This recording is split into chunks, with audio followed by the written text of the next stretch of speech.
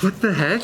Hey guys, and welcome back to Z3 Cubing. Last weekend, I was at a cubing competition, Pikes Peak Good Afternoon 2022. I had made it to the final round of 3x3, and I was on my second solve when the craziest thing happened to me. I got an overall PB, the fastest time I had ever solved Rubik's Cube during an official solve. On that day alone, I probably solved this cube well over 100 times, yet it was during one of those 10 official solves that I get to do once every month or two if I'm lucky, that I managed to set that new PB, and thus also my new PR since it was in competition. But that's not even the craziest part, because this wasn't just the normal case of a PB where you have good execution combined with a good scramble. No, my turning on this solve was actually pretty mediocre, if not worse than average. So this scramble was so insane, it surprised me in so many little ways that I'll explain in a minute, that it took an otherwise bad solve and turned it into my best solve ever. Now before I break it down, let's go ahead and show you the whole thing.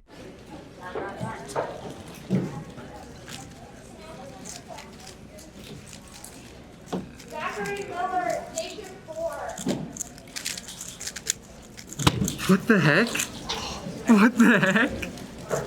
That's a 9. So yeah, that's my new overall PB, 9.11 seconds, and the stupid thing is, it wasn't even all that fast compared to how good the scramble was. But before I talk about what went wrong, I want to show you exactly what I did to solve the cube from my perspective. So inspection begins, the cube cover comes off, I immediately see this really easy cross edge right here, as well as these two cross edges that are really easy to insert relative to each other. So you can just do this, and they're aligned. And the great thing about that is that you can then just align this edge like this, and then align the cross with the D, R prime, and L2 to align those last two pieces. And you may have just noticed that I just did an X cross. So I inserted this F12 pair as I was doing my cross. I did not notice at the time because it was in the back. I saw the pair during inspection, and it just so happened that the moves I did happened to not only preserve the pair, but also put it in the right spot without me even trying. So that's the first insanely lucky thing to happen to me during this solve. So the cross is done. I then have a quick pause to find my first F12 pair. I see this one pretty easily. I do a couple of U moves to put it in the right spot and then insert it with my left hand. And then because that pair was so quick, I didn't really have time to look ahead. And so instead of seeing this really obvious pair on the top layer here, I actually see this corner piece right here and the matching edge underneath it. And so I actually go ahead and take that edge out of the slot to match it up. And in the process, I accidentally solved this other F12 pair without even noticing. So I'm now up to 2 accidental F12 pairs.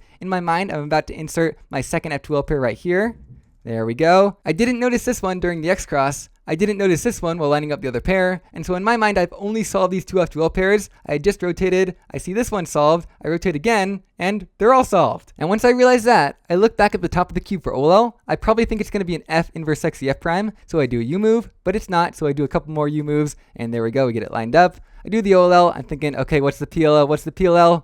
PLL skip. So to summarize, we had 2 miracle F12 pairs and a PLL skip all in the same solve. So all that I actually had to do to solve it was a pretty easy cross, 2 easy F12 pairs, and a very easy OLL. So I don't know about you, but that's definitely the luckiest solve that I've ever gotten, not only in, but also outside of competition. And again, the kind of funny thing is that my turning during the solve wasn't even very good. I think with slightly better execution, the time could have easily been like a high 7, even on my first time seeing the scramble. Let me walk you through exactly what I messed up. So just as I pick up the cube, I sort of mess up that first M move, which kind of throws off the flow of the whole cross. It ends up being a little bit over 2 seconds, which is pretty slow for this easy of a solution. Then immediately after the cross, I have almost a second of hesitation before I finally find that first F12 pair. I'll admit, this is probably my biggest weakness in 3x3 at the moment is cross to F12 transition. Then after that 3 mover, there's a quick half-second pause before finding the next pair. I think that's pretty reasonable because I didn't have much time to look ahead anyway. Then I think the other biggest waste of time in this solve was this confused rotation thinking, wait a minute, where are all the empty slots? And then once I finally realized F12 was done, I misrecognized the OLL and did a U3. So if I had been a little bit more aware of what was going on, I was actually perfectly set up to execute that OLL before doing the rotation or any of the U moves. So I could have skipped all of that and just gone straight into it, saving at least a second. Doing that, plus probably another second worth of savings near the beginning of the solve, could have easily brought this time down into the mid 7s, which is just crazy to think about. But you know what? At the end of the day, it is what it is, and overall, I'm still pretty happy with this 9. And one more thing, just to really show you the potential of this scramble, I want to show you how fast I can solve it after a little bit of practice. Keep in mind that I'm not a very fast turner, and someone like Max Park can easily hit double the turns per second than I can.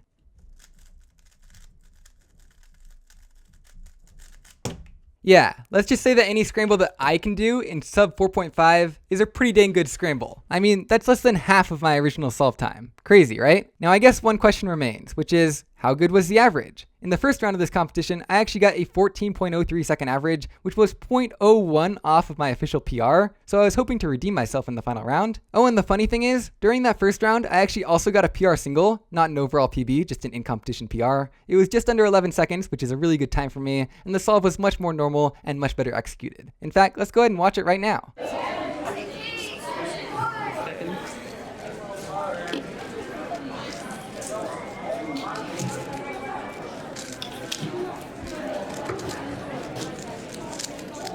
What was that solve?